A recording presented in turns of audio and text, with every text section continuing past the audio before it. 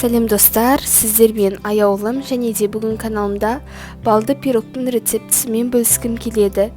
Видеоны соңына дейін қарап, каналыма тіркелуді ұмытпаңыздар. Ендеше бастайық. Ең алдымен ыдысымызға 3 жұмыртқамызды жарып аламыз да, оның үстіне 120 грамм қантымызды қосып, жақсылап тұрып миксерлейміз.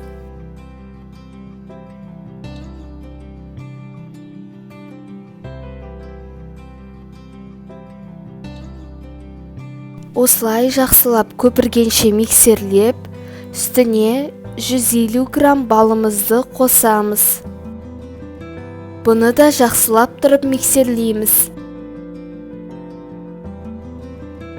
Енді оның үстіне 1 шай қасық содамызды қосып, тағы да миксерлейміз. Енді оның үстіне 150 мл айранымызды құйып, миксерлейміз.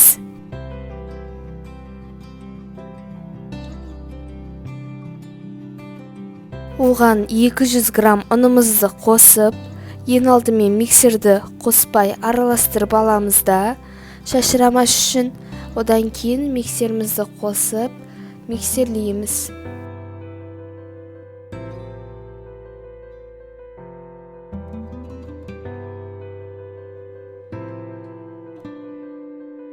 Міне осындай болып шығады. Енді арнайы пергамент төселген формамызға, бұл менде 22 сантиметрлік форма, осыған біздің массамызды құямыз. 180 градуста шамамен 30-40 минуттай пісіреміз. Міне бізде осындай пирог дайын болды. Міндетті түрде жасауға кеңес беремін, себебі өте нәзік әрі дәмді болып шығады. Жасап көріңіздер және де жақындарыңызды қуантыңыздар.